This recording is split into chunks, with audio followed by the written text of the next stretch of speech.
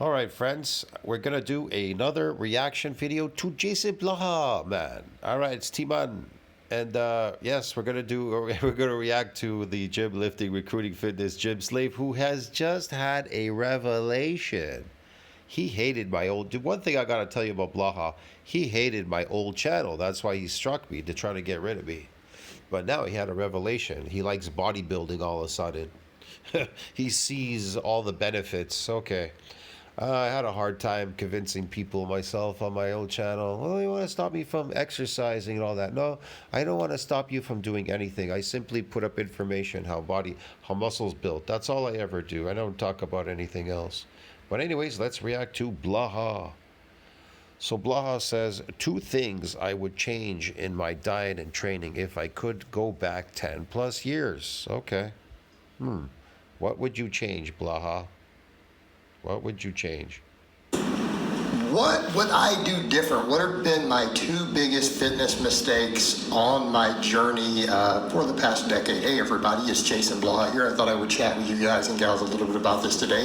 You know, this is stuff that comes up, and I don't like to reminisce on the past, right? I don't like to reminisce on the past. But, you know, I've had people say things like, you know, your journey online has been pretty long. Obviously, you've been doing this a long time. You got sick, you rebuilt after learning to walk again, losing weight. But then shortly after, you know, you came on the tubes, you came on Facebook, started putting out content, you know, and I've been doing that for, gosh, over 12 years now, right? We're past the 12-year mark at this point of doing that and even being published.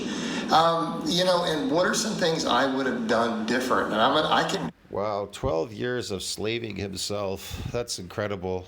There's no one else out there that would do that except Blaha. Well, then there are these other influencers, right? I think, what's the other one? Alpha Destiny. There's quite a few. Well, yeah, there's actually quite a few out there. Then there's Mike O'Hearn. He's a slave too, man. Lifting slave, whatever. Yeah, but Mike O'Hearn, man, he's actually, he makes a lot of money off this crap, whatever the hell he's doing there.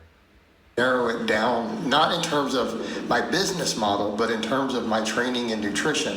The two biggest ones are going to be not doing enough curls, right? Not doing enough curls. Number two, bulking up too fat. Okay, and I can legitimately say those are the two. And I know that second one has been controversial. I've had people say, but Jason, the proof is in the pudding. I mean, look at the... Looks like the steroids might be working. I like how he tries to show himself muscular. He twists his legs around, tries to show you some lines. Whatever, man. Then he tries to show you, like, he takes pictures with weights, holding weights and stuff to try to, I don't know, whatever, to impress people. When he walks around, people are not impressed by him. Trust me, they are not impressed by him. And he's wearing a shirt. He looks really small in those extra. Look, in order for him to even look good in a t-shirt, he'd have to wear extra small, because he's shrunk. Get it? So, yeah, he might look better with a very tight t-shirt on. But if he wears a regular t-shirt, he disappears. And look at those legs. If he's wearing pants, they don't really show, not even his calves. Huh. Man, I can wear those slim pants and my calves like pop right out of them. And so do my legs. Lifts you were lifting when you were up at 240-ish or whatever, you know, you were squatting 600, a little high, but you were squatting it, you know, saw you do 630. Yeah, you were squatting 600. You were squatting. Go and press the girls in the street. Show them how you squat 600 pounds. Go and show them. Oh, you're not carrying the weight with you, are you? Oh, okay. Man, this guy couldn't even lift a fucking, what do you call it, washing machine by himself. Or a laundry dryer, or a sofa. It's full of shit. Deadlift saw you do a 625 on a 2.5-inch deficit, right? I like when he looks up, hey, look how proud I am of myself. He has no shoulders, no chest, nothing. I told you, he just looks like an ordinary dude. Eating like, I don't know, whatever, a very minimal amount of food or whatever, just normally, eating normally, bowl of cereal, some crappy food, tofu, that's it. All in my late 40s. All right. They're like, you were strong. And I'm like, okay, but I actually had the biggest bench on camera, Oh, he didn't make it. lighter and leaner. So just throwing that out. So they're only talking the lower body lifts. Upper body, I've actually done pretty well in lower body fats, to be fine, to be fair. So here's the point though. Yeah, There's no reason to think I gained muscle from that bulking. And that's what I tell people, why would you gain muscle bulking, getting fat? The word for that word bulking means eating garbage, eating artificial fake food, bulking. That's what it really means. You can't, I've never heard of anybody say, I'm bulking eating steaks all day. See what I mean? You you can eat steaks all day, but you're not going to build any muscle because muscle has a nuclear domain size limit. Without additional nuclei, you cannot synthesize any more protein. The only thing you're doing is replacing protein that you broke down in the gym. So really, the truth is, what are you doing there? Oh, I'm breaking down, I'm replacing, breaking down, replacing, and oh, I'm inflaming my muscles. Inflammation, and then the inflammation goes down. I go back to the gym and I inflame my muscles again. And to inflame them, while I'm inflaming, to get them to inflame as much as I can, I bring my water bottles with me, and I slurp water all day in the gym so they can inflame even more. Yay! So I could walk around with inflamed, phony muscles all day, like Blaha. Look at him. His muscles are constantly inflamed. You're not seeing, there's no growth there. And he's eating artificial food, get it? Carbohydrates, which are also contributing to his phony sarcoplasmic muscles, and he's accelerated aging by doing that. we're like, but this person did it and they got great results. I'm like, but you got jacked big and strong, and now that you're cutting down, you're seeing the results. But it's like, had I just lean bulked, But like, it would have never been an issue. like, does anybody follow their instincts out there? Even me lifting, I always knew that this shit is bad for you lifting. I never wanted to lift. The only reason I started lifting because I had an interest to learn what could actually build muscle. I had stayed away from lifting for years. Yeah, I did a lot, I do sports and I did some lifting. Yeah, I remember yeah, I don't know. I did some lifting. There was like, oh, got these pumps and everything. Then my friend came in on it. He started lifting. Like, whoa, we walked around all pumped up. I remember that. But I remember thinking to myself, being pumped up, walking around, that isn't muscle, bro. And getting inflamed muscles, inflammation and shit, it's just garbage. So I knew it was a bad thing. But to build muscle is rapid. You get big really fast. To build real muscle, it's based on an adaptation principle. So you have to leap from one adaptation to the next. You have to graduate, and it has to be in a very short window. It's not something you can keep doing. It's impossible because it's based on muscle damage. To get an adaptation is to damage your muscles, and then they strengthen themselves by growing bigger and stronger by repairing and remodeling. That's the whole principle. And then you have to come back and figure out how to graduate to bust them again, because they don't bust so easy, get it? But whatever, to grow them even more bigger and stronger. So yeah, it's astronomically difficult to build muscle. People just don't realize it. But again, it's in a short window because it has to be based on an adaptation. You have to be unadapted to get an adaptation. I don't know how to explain this to people. You can't be adapted to your exercises. Like, you have to do something. Look, you can't get an adaptation if you're already damaged. You can't come back to the gym the next day. I'm going to re-damage something that's already damaged and they're just going to grow magically. Well, that ain't going to happen either, get it? And if you're adapted to your exercises, to get an adaptation now, you're going to have to leap beyond what you're doing there. You're going to have to do something more of something that you're not accustomed to doing. That's why they always say, a unique feature of untrained muscles, they get stiff and sore next day due to damage. doing eccentric exercise? Well, unaccustomed exercise is known to do what? Cause widespread muscle damage. So if you're accustomed and you're lifting, but you don't have any damage in your body, now if you do something you're unaccustomed to doing, let's say you did more sets and repetitions that you've never done before, well, you're unaccustomed to doing that, right? Well, what's that going to do? Get you widespread muscle damage. But bulking is not going to build you any muscle. Good luck with that, dude. In other words, had I dieted down to a point where I was pretty lean, and that happened, even when I first got on, did my first YouTube stuff, I was down at a decently athletic body fat because I had lost 100 pounds and everything. I was in good shape. But then I got fluffier later for the powerlifting again, right? I put on 30, 40. He got fluffier for the powerlifting. Let me show you something in my community section. I just posted this a bit ago. You can read it for yourself, man. I always post these things in my community section, but because I post videos and stuff, it's way down here somewhere. So this was the last two I posted. This one's called Physiological and Neural Adaptations to Eccentric Exercise Mechanisms and Considerations for Training. So what does it say here?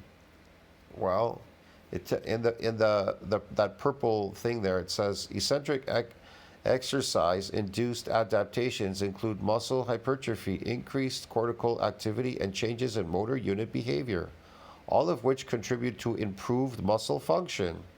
Yeah. In this brief review, neuromuscular adaptations to different forms of exercise are reviewed. The positive training effects of eccentric exercise are presented and the applications for training are considered. In the beginning here, they'll tell you, it says, eccentric exercise is characterized by initial unfavorable effects such as what? Subcellular muscle damage. See? It's associated with damage.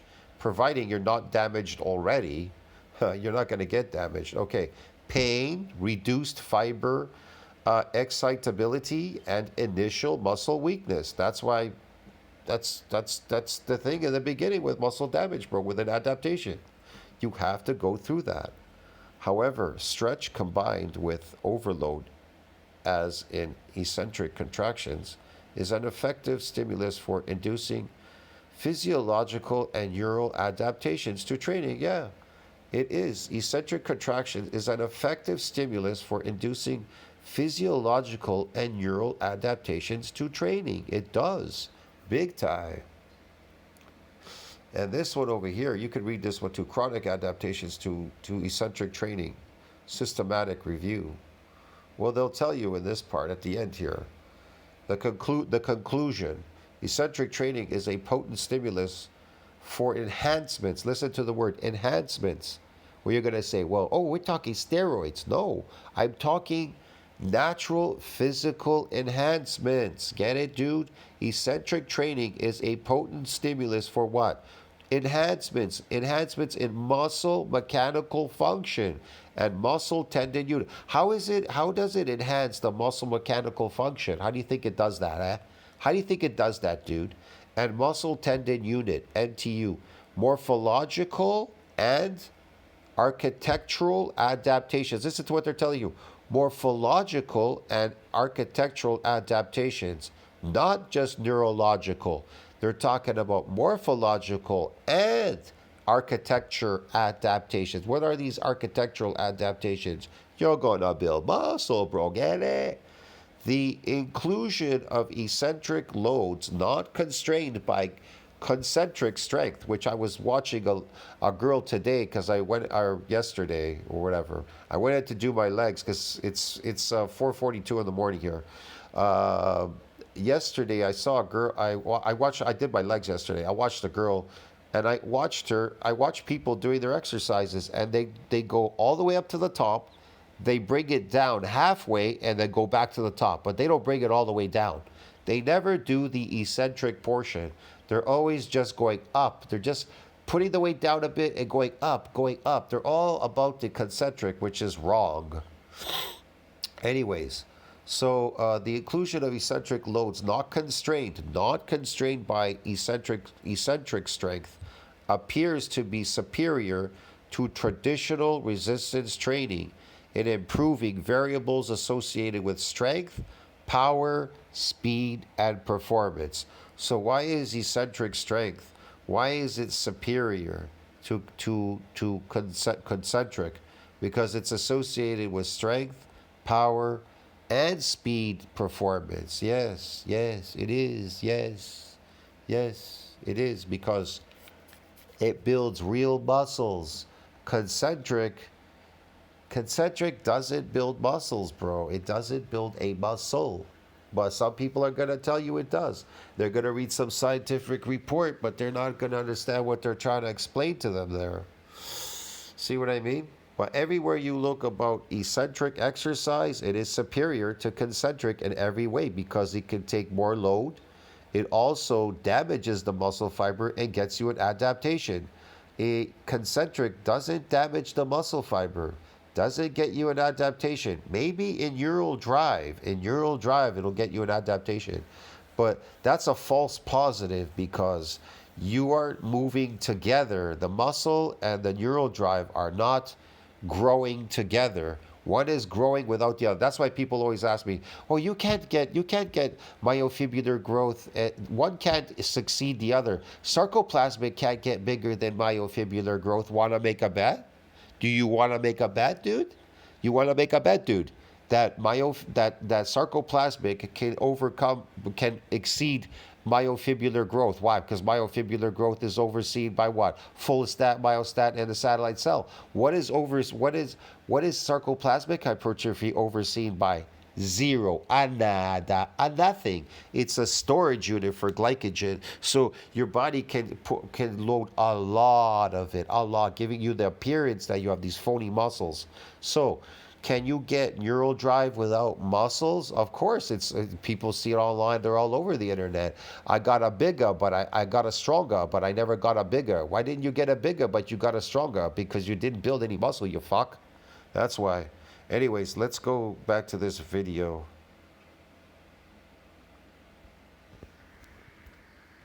Pounds. Okay?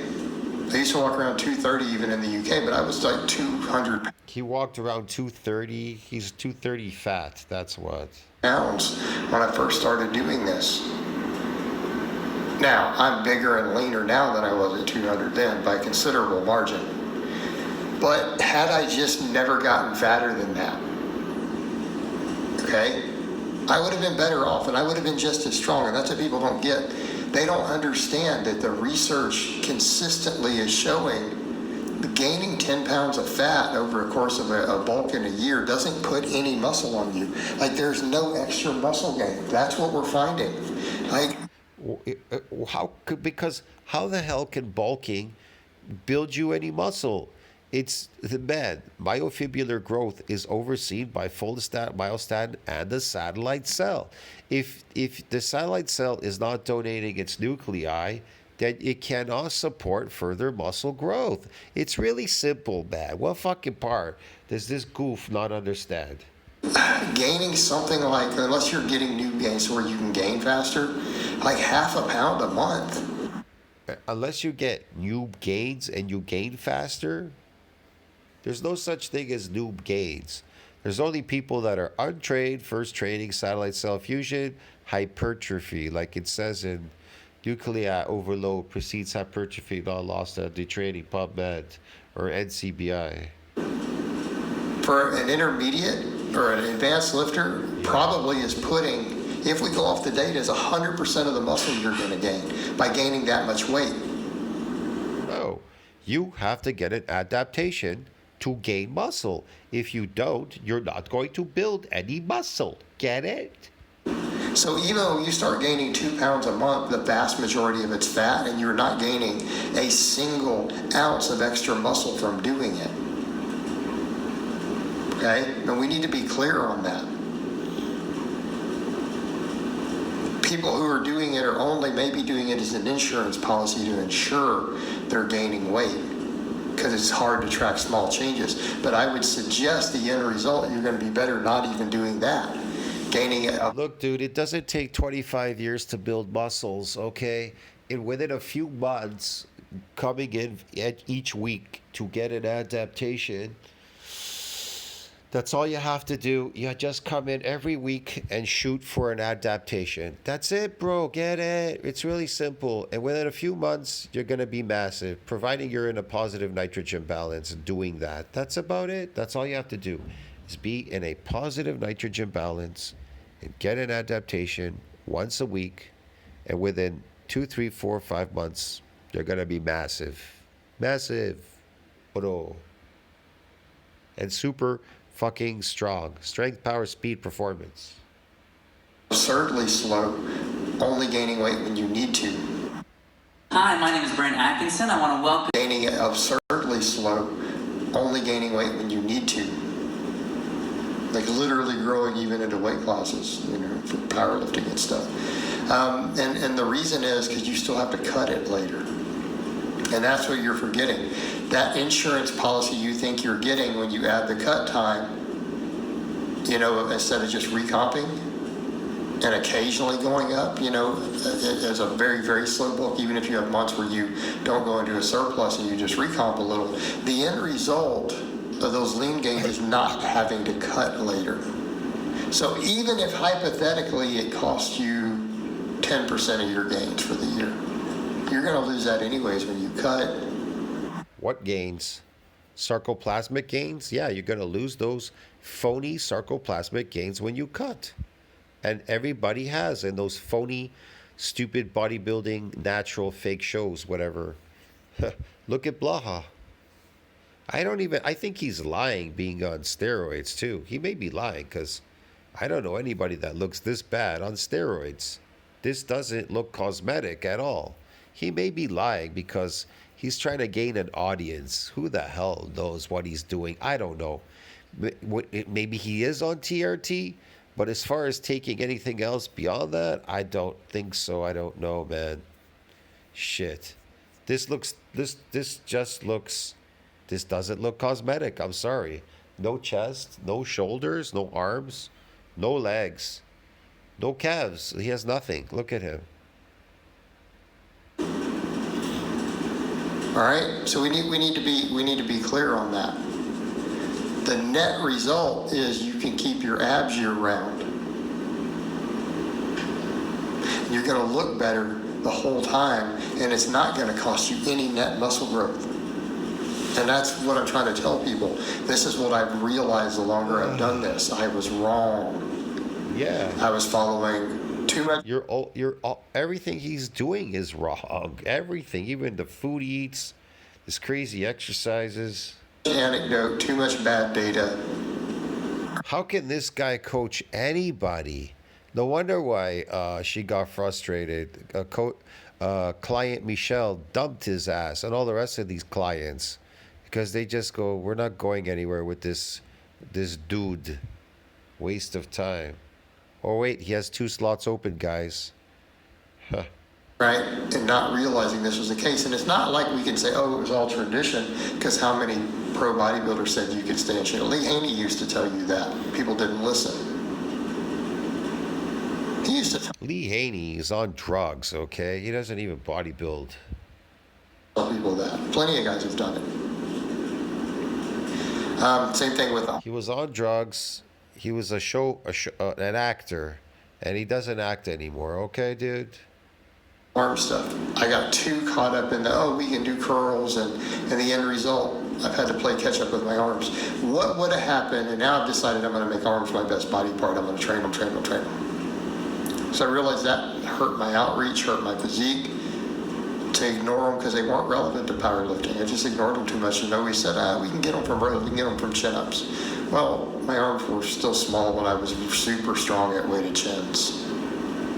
I was weighing like 220 plus, doing 100-pound weighted chin, right?